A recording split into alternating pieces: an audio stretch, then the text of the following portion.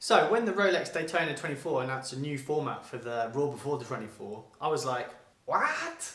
In this video we're going to discuss what the new format is and whether it's a bad idea or not.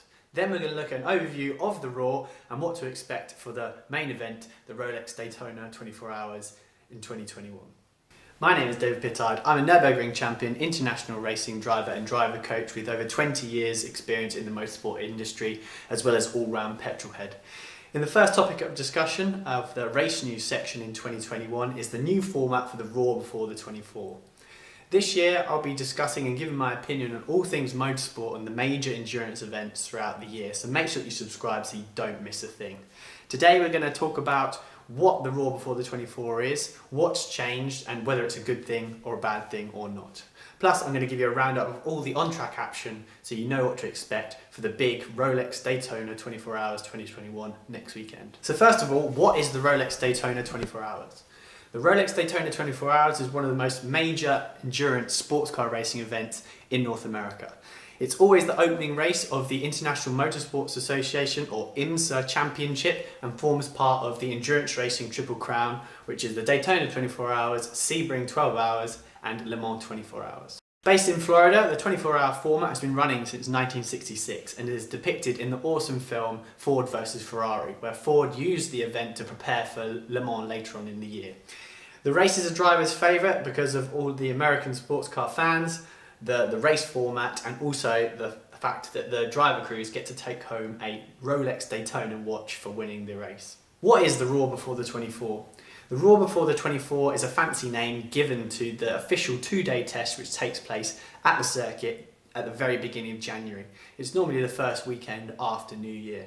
3 or 4 weeks later, the main event takes place at the end of January, giving ample time for each team to prepare for the event. It's a glorified test session, which generally, when people are posting times at the end of the 2 days, gives an indication of who's going to be quick and who's not going to be quick. But at the end of the day, it's testing and anything could happen in testing. There's no scrutineering. People could be running underweight, for example. People could be sandbagging with the way that sports car racing is run these days with BOP adjustments, etc. The only incentive to the test is that the fastest times get the preferred grid boxes at the beginning and end of pit road. So if you are fastest, then you get grid box number 1, which can hold an advantage over a race weekend. What has changed for 2021? For 2021, they have moved the event to the week before the main Daytona 24 Hours event, and also rather than just a 2-day open pit lane test, they've made it into a mini race event in itself with free practice, qualifying and a 100-minute race which actually determines the starting position of the main Daytona 24 Hours. The official statement reads that the Raw was moved this year to the week prior to Daytona 24 to lessen the travel demands on teams and personnel. So, is this new format a bad idea? When I first heard them announce the idea, I thought, what is the point in adding an additional race weekend to an already very busy, very expensive race calendar to then host an event which goes completely away from the tradition of fastest time sets the grid for the 24 hours. I really always enjoy the pole shootout for the 24 hours. I think it's a major accolade for any single driver and team to claim before the big event itself. And also it really gets a chance to see the cars in full qualifying trim before they go into the more endurance aspect of the weekend. Low fuel, new tyres, a much emptier track really allows you to see the cars and the drivers push to the absolute limit and the absolute edge to secure the best starting qualifying position.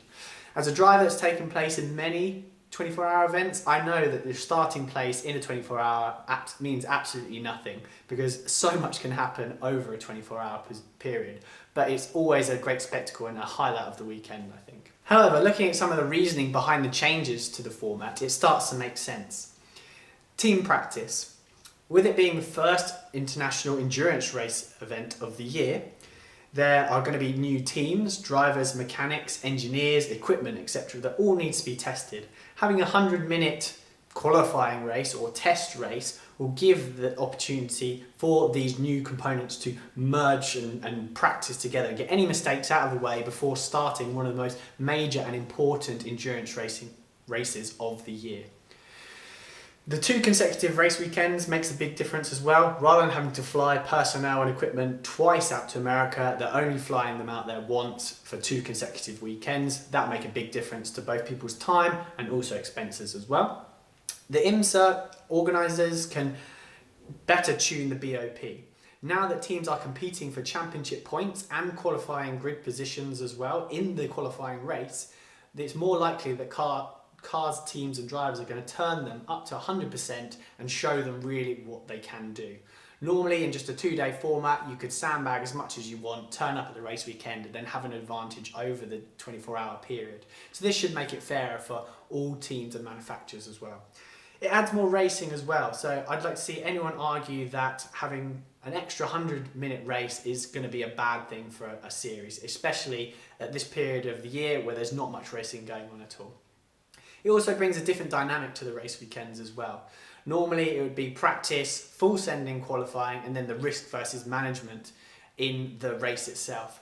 However, this format biased more towards the endurance element, where a lot of teams and drivers have suggested that they will be going very cautiously in the 100-minute qualifying race, as they know how important it is to have a clean, fresh and straight car before going into the 24-hour event and not taking any unnecessary risks for an extra position in the qualifying race that could affect the ultimate outcome of the major race itself. However, there are still going to be ways and teams can play this situation.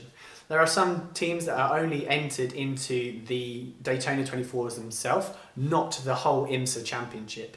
This means that they're not so fussed about scoring points in the qualifying race and could therefore sandbag a little bit more in that qualifying race to then have a better BOP going forward into the Rolex Daytona 24 hours. One of these teams is Rizzi Competition, who are running a GT-LM Ferrari 488.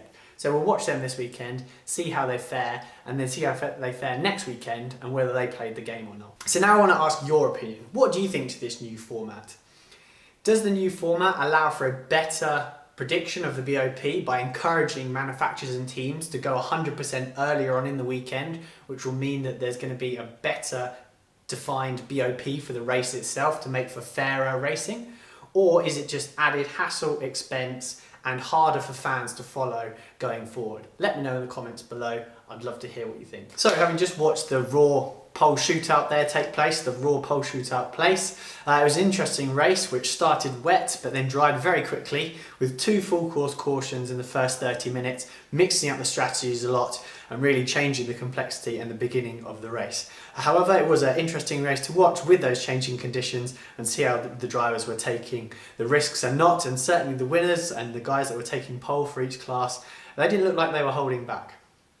In DPI, after being disqualified in qualifying for being underweight, the number 31 wheel and entry Cadillac, driven by former F1 driver Felipe Nasr and Pipo Derani, again took a very decisive move to take pole position in DPI. In LMP2, my former teammate Mikkel Jensen, driving for the PR1 Matterson Motorsport car, again with another decisive move for the lead in the final 10 minutes of the race to take pole position.